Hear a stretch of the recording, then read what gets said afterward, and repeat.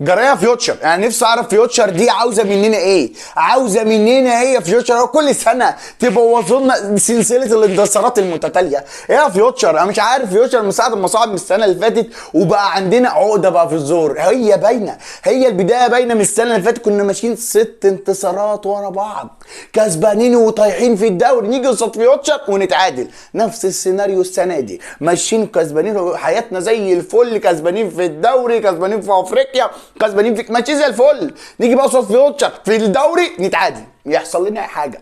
لا ده اللي هيجنني ان فيوتشر عمر كمان عبد الواحد مطرود من فيوتشر من الدقيقه 20، من الدقيقه 20 ويجي لك ضربه جزاء في البلاس 90 ويقول لك خلاص الحظ بيقول لك خد يا اهلي، خد ال3 نقط بقى يا جدع. لا، يجي قفشه يضيع الكوره، يضيع الكوره، واقف وقفه ثقه، وقفه ثقه وفي الاخر ضيعها. لا بقى ده اللي هيجننك، ده بعد ما ضيعها راح يحتفل، مش يبص على الكوره، مش يعمل فولو متابعه عليها كده لو خبطت يا عم اعمل حاجه. لا لا، الاهلي النهارده كان هيجنني، كان هيجنني. الدوري بيشتعل يا برنس، الدوري المصري بيولع خلاص يا برنس. الزمالك قاعد بيصرصب. الزمالك النهارده امام البنك الاهلي، يوسف اسامه النبيل نقص الزمالك عرضيه من زيزو. الزمالك اساسا النهارده في الماتش كان اساسا هو في حيره امام خط دفاع البنك الاهلي. كابتن حلمي طولان الخرسانات الدفاعيه وابو جبل في الجون، كنا ناقصين نطلع ليه ببرجين في الملعب. لا يا برنس، انت تيجي تبص الزمالك النهارده لعب ماتش ايه؟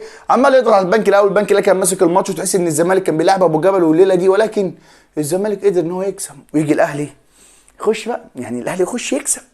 لا ده الاهلي يجي يا اسطى ويقول لي الزمالك خلاص انت تعادلت، طب انا مش انت كسبت، طب انا اتعادل وخد بقى ونقرب الفرق اللي بيني وبينك ونرجع لسيناريو السنه اللي فاتت، نرجع لسيناريو السنه اللي فاتت. ولكن ما بين شوطين مباراه الاهلي طلع خبر سعيد جدا جدا للاهلاويه.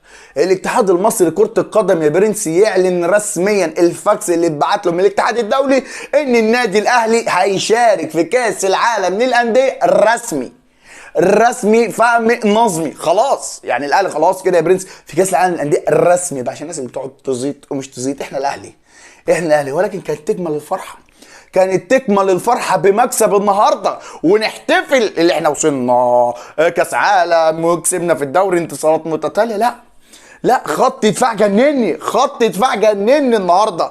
الشناوي يغلط غلطه، هتقول لي الجون مش غلطه، لا الجون غلطه الشناوي عشان تبقى فاهم، يعني من خط دفاع ما تفهمش ايه اللي بيحصل. ولكن نركز على الماتشات اللي جايه، عشان مش عاوز سلسله تنقيط النقط تبدا الحنفيه تخرم عندنا ونقعد ننقط نقط طول ما احنا ماشيين. انا مش عاوز الموضوع ده يحصل، عاوز نكمل بقى، ننسى الماتش اللي بتاع فيوتشر ده اللي عقده في الزور، ننساه ونبدا بقى نكمل في الدوري. ولكن مبروك لجمهور الزمالك على المكسب النهارده، هارد لك كجمهور اهلي اللي هو احنا يعني على التعادل ده بالنسبه لنا خساره عشان نبقى متفقين. وبرضه مبروك بقى للاهلي عشان هنروح لكاس العالم للانديه، واستنونا في كاس العالم للانديه للمره الثالثه على التوالي. اول افريقيا عربي يعملها، اول فريق عربي يعملها، اول فريق افريقي يعملها، اكتر تاني فريق في العالم لاعب كاس عالم للانديه هو الاهلي. خلاص يا برنس، ولكن سلام يا برنس.